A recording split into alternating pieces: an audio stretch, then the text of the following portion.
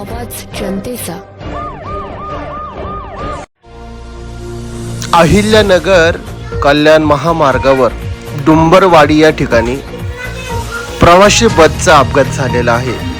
बसचा टायर फुटल्यानंतर बस पलटी झाल्याची माहिती स्थानिकांनी दिली आहे। घटनास्थळी ओतूर पोलीस स्टेशनचे पोलीस कर्मचारी दाखल होऊन बसला काढण्याचे प्रयत्न चालू आहे।